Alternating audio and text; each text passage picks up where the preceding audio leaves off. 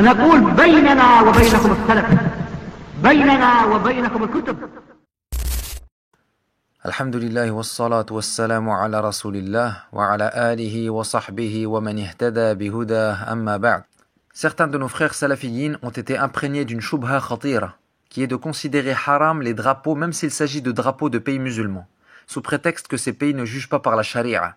Et pour être franc, je ne sais pas si cette ambiguïté est répandue dans beaucoup de pays, mais en tout cas elle est répandue en Algérie. Walil asaf.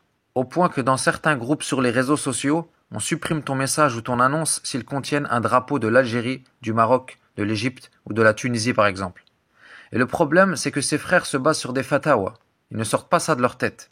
Ils se basent sur des fatawas qui, officiellement, interdisent ces drapeaux sous prétexte qu'ils sont sanctifiés et glorifiés. Sauf que, officieusement, dans des assises plus privées, sont citées des raisons bien plus obscures. Comme cet imam et prédicateur en Algérie qui s'est fait enregistrer à son insu, dans une conversation privée, en train de dire que le drapeau de son pays représente le socialisme et la démocratie, donc la mécréance. Et dans l'audio, il rapporte cela d'une autre personne, yani lui non plus ne sort pas ça de sa tête. Donc toi, Akhi, quand tu regardes le drapeau de l'Algérie, du Maroc, du Mali, etc., qu'est-ce que tu vois?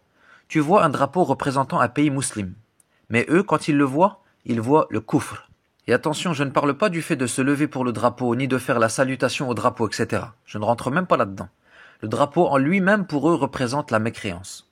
Alors que la base, comme on l'a déjà vu, est que juger par autre que la loi d'Allah n'est pas du kufr akbar, sauf si le gouverneur considère que c'est halal, ou sauf s'il remplace la sharia qui était en place par les lois forgées des hommes, comme l'a fait par exemple Atatürk l'apostat, qui remplaça la sharia et abolit carrément le khilafa.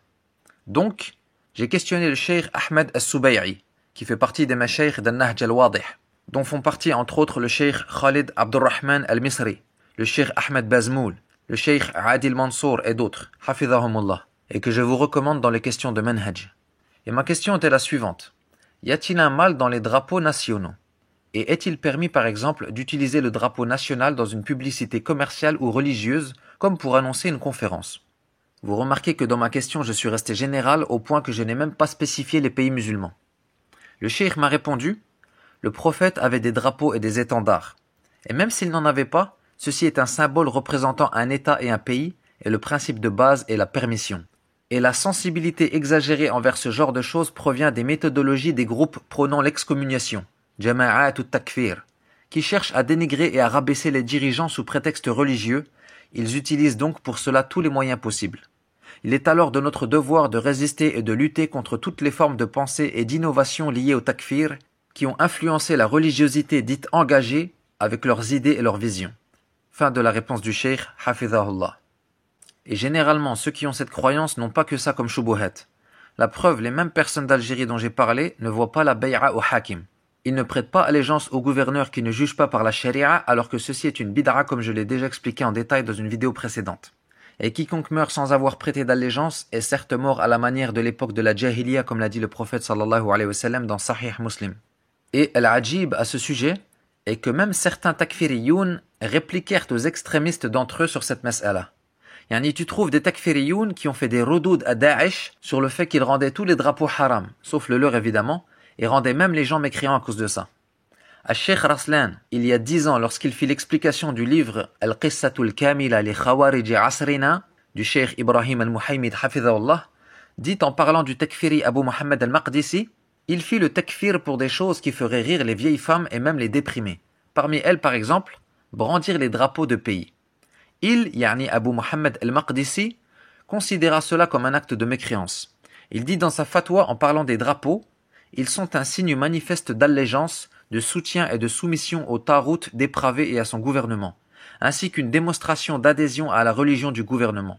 Et nous avons la conviction que celui qui porte le drapeau de son pays est un mécréant apostat qui mérite de demeurer éternellement en enfer. Fin de sa parole. Le cheikh Ibrahim al-Muhaymid hafidhahullah a dit dans un tweet en parlant de la fatwa d'Abi Muhammad al-Maqdisi, Al-Ajdad kaffaru bil-ma'siyah wal-ahfad bil-mubahat. Les anciens, yani al-Khawarij, faisaient le takfir pour des péchés, tandis que leurs successeurs font le takfir pour des choses permises. Wallahu al-musta'an. Un des savants du Yémen fut questionné sur ce sujet il y a une dizaine d'années. Il répondit qu'il est permis aux pays musulmans de prendre un drapeau par lequel on les reconnaîtra, tant qu'il n'y a pas dessus d'étoiles de juifs par exemple, ni de choses prônant l'athéisme ou le kufr. Également le Cheikh Ali Rida de Médine ainsi que le Cheikh Fawaz al-Iwadi de Nahj al-Wadih, hafidhahum Allah, me répondirent que cela est permis. Et tu trouves l'utilisation de drapeaux dans de nombreux sites ou chaînes officielles de savants et chouyours reconnus comme Al-Sheikh Raslan, Al-Sheikh Khalid Uthman et d'autres, sans parler de ceux d'Arabie Saoudite évidemment. Wa subhanaka Allahumma wa bihamdik, ashhadu an la ilaha illa ant, astaghfiruka wa atubu ilayk, wa sallallahu ala nabiyyina Muhammadin wa ala alihi wa sahbihi ajma'in.